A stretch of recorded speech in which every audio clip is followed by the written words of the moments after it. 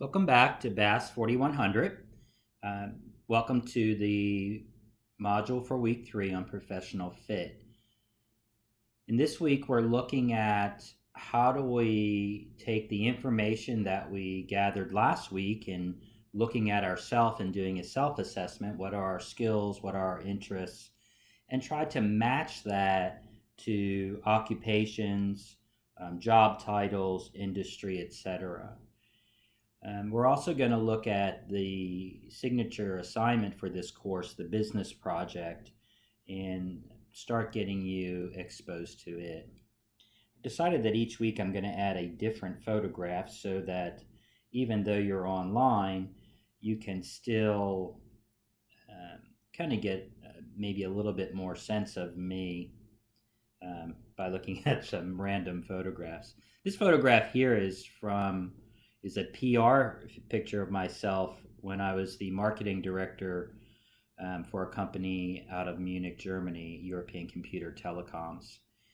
Um, and a little background story there is that I was looking for new roles in Dallas using a search engine called Munster.com, and a marketing job came up in Germany. They were looking for a native English speaker. I thought it was funny when I was doing my checks of my job search, and I thought, haha, I'll go ahead and send my resume, while not even intending to move overseas. Lo and behold, 2 months later, I was the marketing director for a company, again, living and working in Munich, Germany. So let's get started with some of our materials and reading for this week. Again, the readings or these overviews are not meant to substitute for you doing your own reading and going through the materials.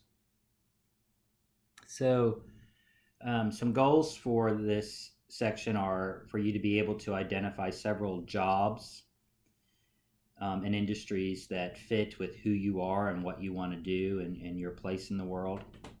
Recognize that as you're beginning a career, it's not always easy to figure out where you fit. You've got to get some experience to know if you fit or not.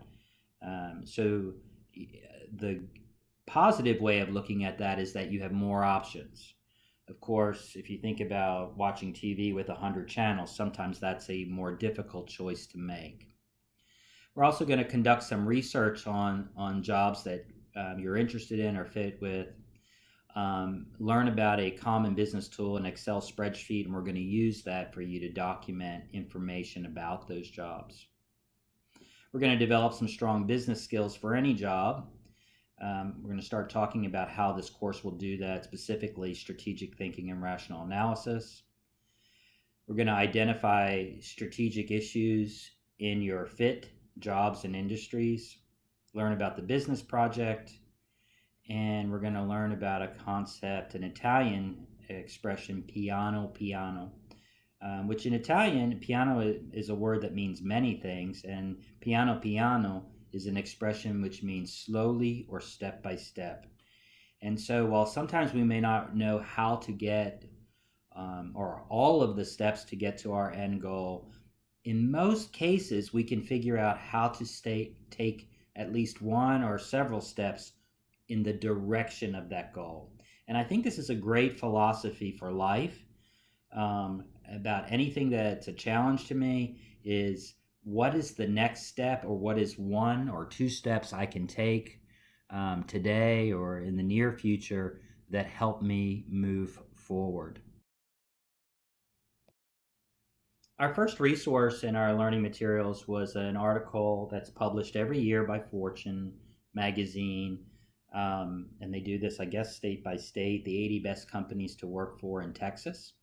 It is an annual list. I'm not really sure of the criteria, but these are obviously companies selected from the employee perspective, not from an investor, etc. It's listed into, I think, big and middle groups. And this might be a good source to go to think about companies you want to work for. Okay. If you're just starting out your career, my first job, my first kind of what I say, my first real job Although now when I look back, I realize every single job I've had has given me important skills that I carry with me. But my first job after college, my first professional job, was with a large corporation.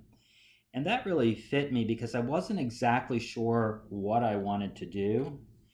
And so by working in a large company, I worked for Electronic Data Systems, which was based here in Dallas, Texas. And that's how I eventually got here from the Northeast. Um, had about 60,000 employees when I started.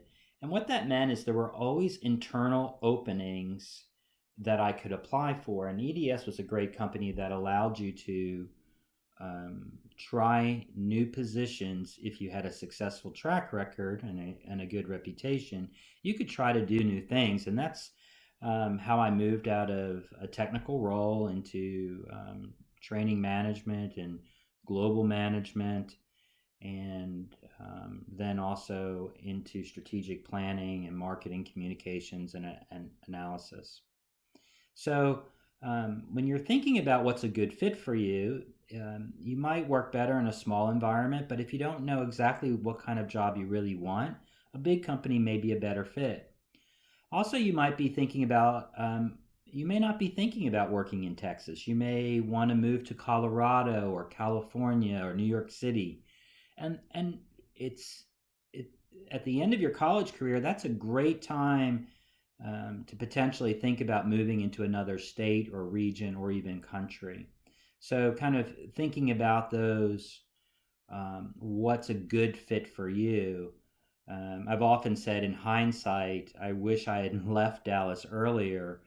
And my only reason there is that I'm not real happy with the geography of Dallas. There's not great hiking around. There's not a lot of great nature around, which is something I really enjoy. And, now my roots are so deep, it'd be very hard for me to uproot and move someplace else. So, um, again, this is a good, not only the companies that are listed here, but the concepts in those companies, the size, their location, and then what kind of culture is important to you. We also started reading our novel, and this is hopefully to give you not only kind of a mental break from some of your studies. We're going to read it slowly. This week we're only reading 21 pages. It's big print, small book, and so in this first part, I'm sorry. Also, this book is a great life book. It's one of Oprah's first books. Millions of people have read this, and it really is about finding your place in the world, finding your dream, and and the lessons that can come from the stumbles and challenges along the way. So far in the first 21 pages, we've met Santiago, who's a young shepherd, and we learned that for a young shepherd, he's quite unique and he has a lot of courage in that he's walking his own path.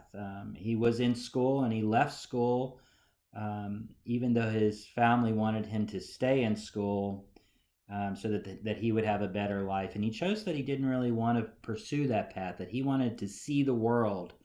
And the only thing that was open to him to see the world was something his father said, well, the only people that get to travel and do all that are rich people or shepherds. And so he became a shepherd. Some interesting quotes here, and I think some early lessons in the book. The first one, um, it's the possibility of having a dream come true, which makes life interesting.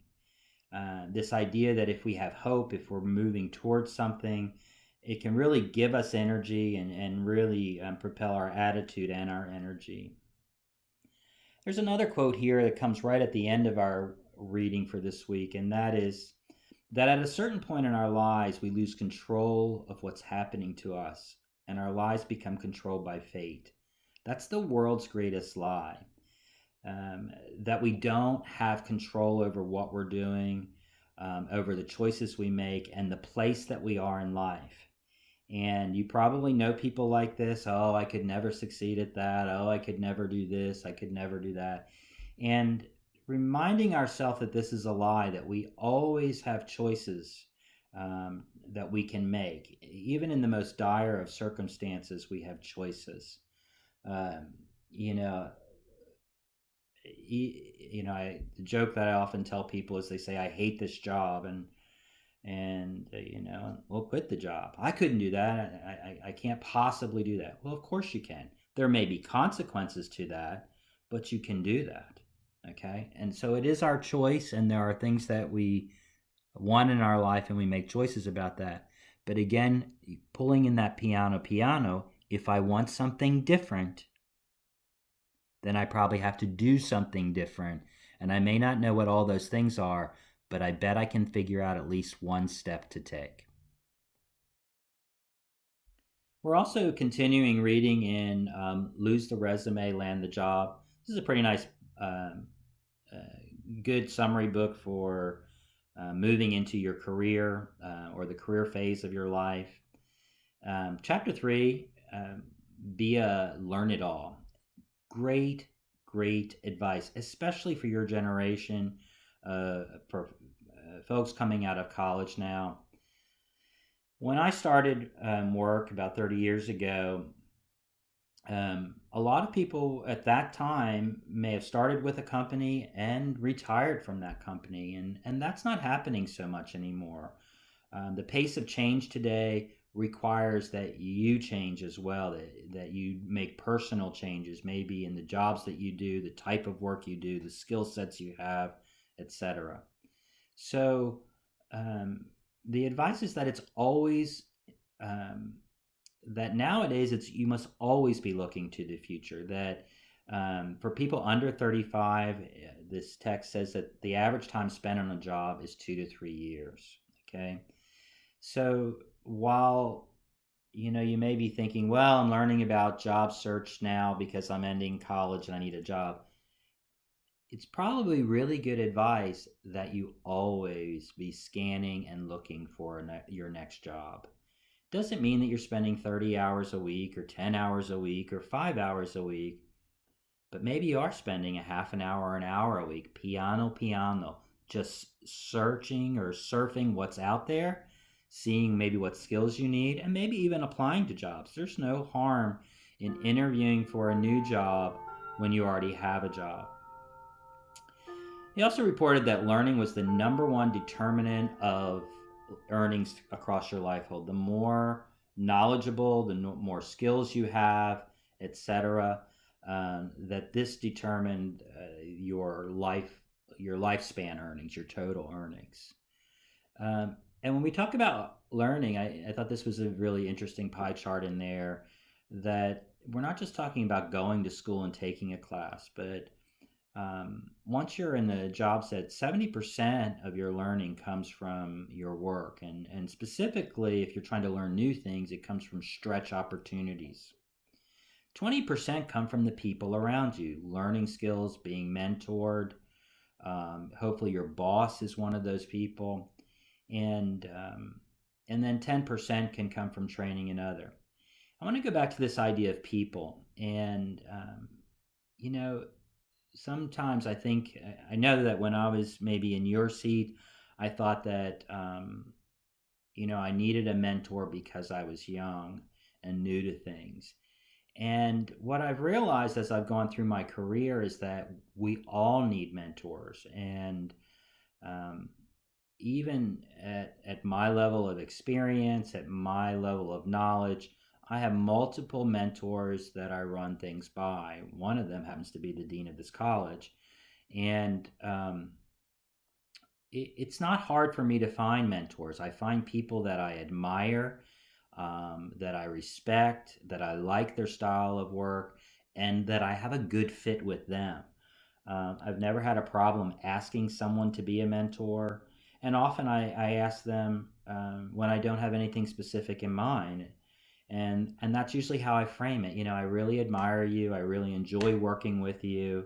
And I wonder if, you would be willing to be a mentor of mine. And what I mean by that is if I have a question about something, to just ask you that and ask for your feedback and or guidance. And so far, I've never had anyone refuse. Most people take it as an honor. And I'm also not knocking down their door saying, would you read this 20-page paper?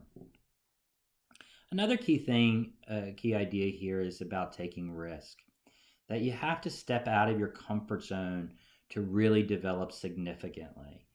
When you're working out, you have to stress your muscles out in order for them to grow.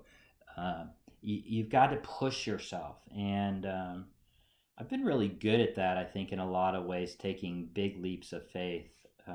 Maybe not leaps of faith, but taking some big risks. I left corporate America when I wanted to make a bigger impact socially and with other folks and with society. And I had a nice launching step when my company, Electronic Data Systems in Dallas, put me on loan to a nonprofit group working in South Dallas in the inner city. And so they paid my salary for the first 2 years of doing that. And then they said, it's time for you to come back and help us make money again. And I decided at that point I wanted to really make a change. So that was a big risk there. I lost money, I lost salary, I lost, etc. But it was a risk I was willing to take, and it's been an interesting trajectory for me. He also talks in here, and I think this is a really good section for you to focus on about your career learning trajectory. That, in the beginning, you're trying to acquire as many skills as possible. Then you're scaling up those skills and maybe trying to apply them in different places. And then you're looking at the scope, like how do I look at a broader picture? And so early in the career, you're just trying to learn as much as possible. Do not be afraid of making mistakes. Everyone makes mistakes. And it's refreshing when you go to your boss and admit your mistake. If you figured it out, even better, and maybe have solved the problem. I know that when I first started teaching, I've only been in academia now close to 10 years, but my first semester teaching, I went into the dean's office to tell him myself. I don't even remember what the mistake I made was, but I knew I had made a mistake. I wanted the dean to know, and I went in and told her, and she just started laughing, and she said, most people that come in here to talk about mistakes usually are telling on someone else. It's very refreshing for you to tell me. Now, I was older, I was more mature, I was more confident in my own abilities. And so it wasn't a big risk for me. I'd already figured it out. I also knew it wasn't a fireable offense, but it also built a great relationship between me and that boss, a greater sense of trust. On the first professional job I ever had, I was an intern at a power company, and they put me on a simulator, and I didn't realize it was a simulator. And after playing with it for about an hour, it came back and told me that I had blown up a substation in Albany, New York. I was almost in tears. It took me about an hour to get up the courage to go tell my boss that I had blown up something. Again, another boss laughing at me, but this time because they wouldn't put me in such a high responsibility area so early on. And so, again, being honest, being forthright, being willing to make a mistake, and asking for help will get you far and will help your development. He also talks in this chapter about leadership requirements, specifically that there are 4 key areas that if you want to be a leader in today's world and economy, you have to be good at these things. You have to have some kind of global perspective. I know you're coming close to the end of your career, but trying to get some study abroad, or you may live and study abroad for a semester at least, not these 3-week programs. They are something, but longer would be better. That you're okay in dealing with ambiguity. That you don't have to have everything spelled out exactly, perhaps like a factory worker, etc. That you can deal with changes and are good with that. And that's the next thing. You can adapt to and manage change. Almost every organization I've worked in, when this change has come, the majority of people are complaining and griping and dragging their heels. If you can be one of those people that figures out how to adapt to that change and help others, you're going to go far. And then the idea that you have to be working at a faster pace. these days to keep up. Okay. Chapter 4 was titled Targeting Your Next Opportunity. And I like his quote that people do more research when shopping for a washing machine than when looking for a job. And this goes back to the piano. It goes back to always looking forward and the idea that, job search is now just part of your life. That you should always be looking for another job, another opportunity. That you need to, what you're trying to do in getting a job is to do the research on the company or industry so that you know where you want to go, that it's, or you think you want to go there pretty strongly, but doing some research again around that, talking to people who have that job, finding out what it's like, and seeing if that's a fit for your personality. Again, that Zach story in one of the first chapters was really good for that. And notice here it also says get a warm introduction. Well, how do I get an introduction to something I haven't done or haven't been at? Conferences, professional associations, these are wonderful ways to manage your career and network with other people. And, I'm certainly you've heard it's not always what you know, but who you know. And so this is part of your job. It's not just about getting the training to be an accountant or to be a social worker. It's also about building relationships with people in those industries, attending conferences, etc. In essence, what you're doing is you're creating a marketing plan for yourself. Where do you want to be? Who are the type of people you want to be with? What's the culture you want to be in? And what kind of work do you want to do? So again, you're looking at company and culture and trying to find your best fit.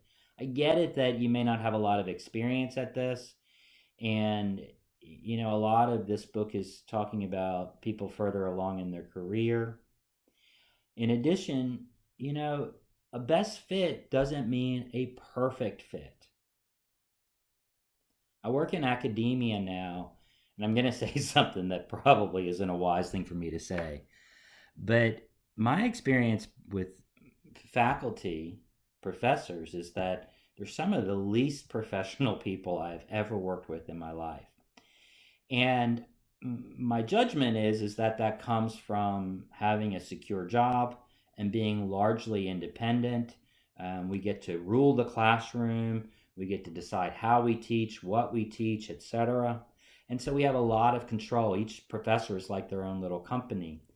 And so I haven't seen a lot of good collaboration in the organization as a whole. I've seen great collaboration between faculty members and committees and teams, etc.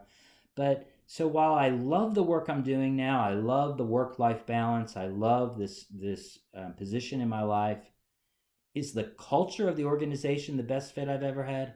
Hell no. So a best fit doesn't mean I'm going to get everything I want, and I have to be willing to trade off things in most cases and to know what things are important to me and what are the make or break deal things. Okay. I also liked a thought from this chapter about surveying the people who know you well and ask them, what kind of job do you think I should do? Now, the best place to do is people who know you pretty well and people that have obviously been working for a while. Your classmates, while they may know you well, probably don't have a good insight into careers and industry. I've already talked about the trade-offs about being a faculty member. And then it also starts talking here about pivoting, which we'll deal with a little bit more. And that pivoting is the idea that you may start in one field or one job and go to a very different job family or industry, etc. And that this is becoming much more common today. And that so I'm trying to figure out, how do I pivot? How do I adjust? How do I take my skills from one industry or job and apply them in another? Is a really important skill set, and it's a more difficult bridge to cross if you're trying to change industries or companies, etc. And so that's an important thing to be learning as well. Finding your mission. This was talking about having a mission mindset, and the first thing was really It's again about knowing yourself and what you really want to do in the world. What do you really want to do with your life? And I like that it's a pretty short and simple video about getting serious. You only have roughly 50 years to apply your energy and time to something. And what do you want to do? And what's the scope of that? And you know, I loved how he said that you need to reduce things and focus. And I think this is a big thing that saying no to things is probably more important than saying yes a lot of times, especially as you move further down your career. It's easy just to do things because they're a little bit interesting or it's something new or it's got a lot better pay. But once you get to that point where you can have a mission mindset, like what is it that really drives me? What do I really want to do with my life? Then trying to say no to the things outside of that distract you can be maybe the most important thing you do. He talks about having a plan so that you can stay focused and avoid diversions or stay focused amid diversions. The idea that a mission is an external focus versus ambition. A mission is something you do in the world or something the world needs or something an organization or industry needs, whereas ambition is what drives you, like what do you want to do in that, etc., and trying to connect those two things. And that's that last part about self-reflection. Where does your ambition cross with mission, and what is the best puzzle fit there? Some of the things we're doing this week, most of the assignments in here I've tried to design so that they do one of two things. They either help you right now find a job or opportunity, or two, they teach you some business skills, some communication skills, or they do both. And this one does both. So hopefully this is a really good assignment for you. In this assignment, you're to identify 3 potential job titles that you would be interested in having as a job, and then doing research about them. What skills you need, what's the pay, what's the opportunities, is it a growing field, is it a shrinking field, like is that going out of business, etc. And so getting you to do the research like you would if you were shopping, as we said in the previous chapter or previous reading, is one of those things. And that's what you're doing in this assignment. So this should hopefully be really relevant to you. The second thing is we're using a business tool. You ain't in college anymore, well, soon anyway. So we're not doing reports in this class. We're going to use business communication style, and this style is a spreadsheet. So when you're trying to communicate something, you want to think, what am I trying to communicate and how is it best to communicate that? And so we're going to use an Excel document and fill in so that you can look across and compare the jobs and easier to compare and contrast and maybe make some decisions. So Excel is a great tool for that. Inside of the assignment, it explains it in detail, and it gives you the sample. It gives you the document that you'll use as your template.